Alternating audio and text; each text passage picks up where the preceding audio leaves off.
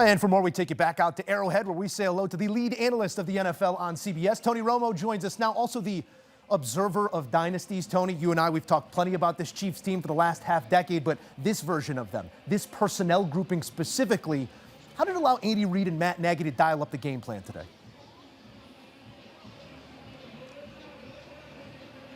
Well, I feel like this is a game that I've been waiting to see when everyone was healthy. They really have never been all on the field together from a skill position perspective. And so it was like, let's see if it really is a difference maker or if that's just something we've been thinking.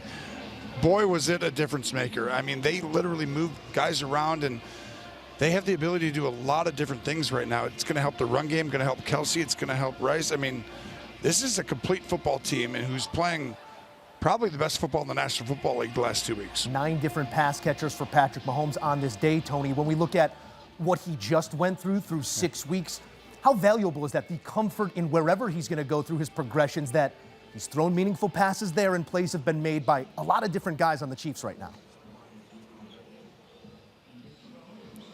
Well, the biggest thing is you can get guys to do what they do best. So you dress it up, you move people around, and you make it look like it's exotic. But at the end of the day, you know this guy's really good at this. This guy's really good at this.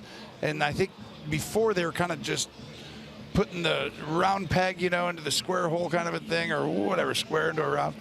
But that now they don't have to do that. They know this guy does this well, so you just go ahead and put him in that position.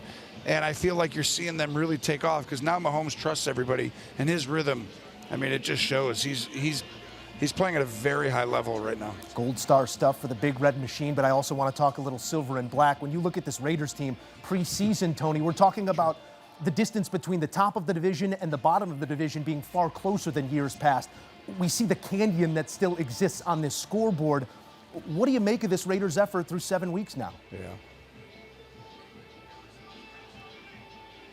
Well, there's two things. I think the tape shows that there's subtle improvement here and there, but they're not near the standard of the top teams yet, and that's going to take time. They've got a lot of young guys who got to learn the system. Pete's got to really implement his whole, you know, culture and just his vision and, you know, their template of what they're going to do. And I think they'll get it right eventually.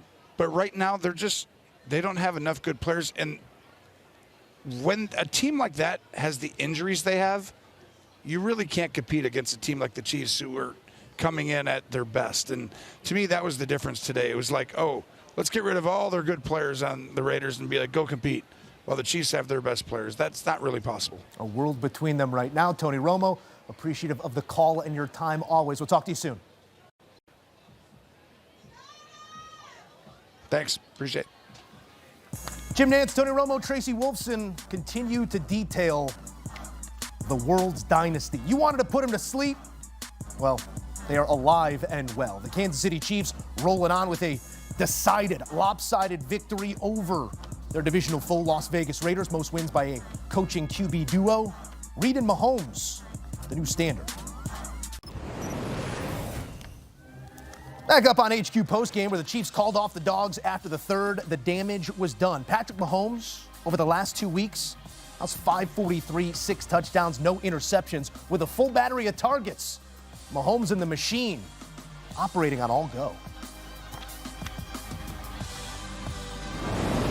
Back in studio with the fellas as we assess some of what we saw. And on the Chiefs side, Mac, this is a team that, I don't want to say clicking on all cylinders, but we're seeing it move into motion with that full battery of personnel options at Patrick Mahomes' display here. What did you make of the way that he did distribute the ball to everybody at all times? It's scary hours for opposing defenses when they play against Kansas City with Pat Mahomes having a full arsenal of high-level skill players surrounding him.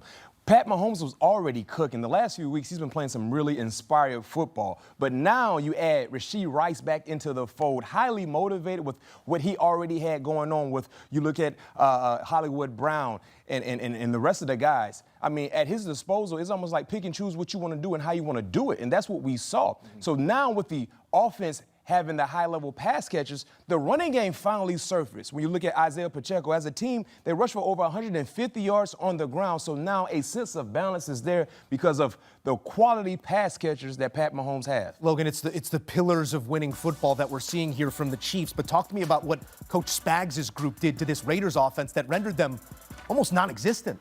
They pitched a shutout. They pitched the shutout. That is so hard to do in the NFL. In my 11-year career, I've had one shutout in 11 years.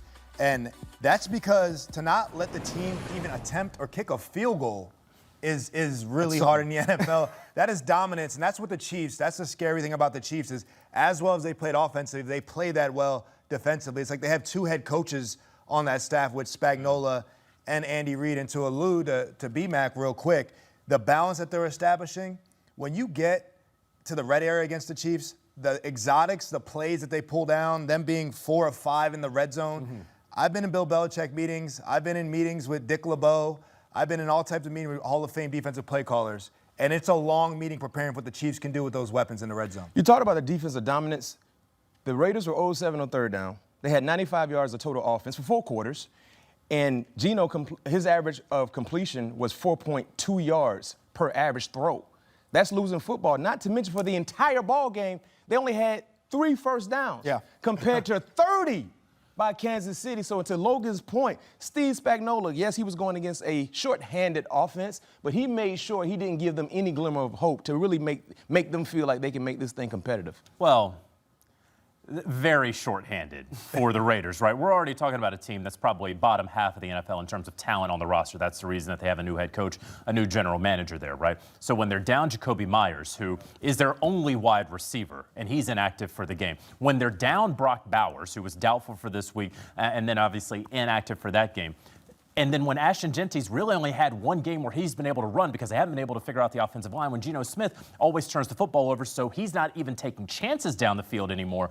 I don't know how you're going to be able to generate any sort of offense against Steve Spagnuolo's defense. That's also a name, Steve Spagnuolo. You know, he keeps winning Super Bowls as a defensive coordinator. Maybe we should start throwing his name in some head coaching candidate discussions at some point. That's for a later time. Meanwhile, on the other side of things, when Max Crosby leaves the game, who is their best player, and he left that game, it's going to be tough sledding for the Raiders. I also want to point out for the Chiefs, credit them as well. They're doing this without Josh Simmons, who is their week 1 left tackle, and Trey Smith didn't return to the game, only played 15 snaps and then left with injury. So they're playing, and Patrick Mahomes is playing at an MVP level with missing 2 of his offensive linemen. Attrition touching all, but maybe the attrition this league will face will be named the Kansas City Chiefs once again, looking like they have eyes for the top of the AFC now above water. 4-3 on the season following this latest victory. This is the largest shutout by either team in the history of this head-to-head between the Chiefs and the Raiders. Also marks Andy Reid's first regular season shutout.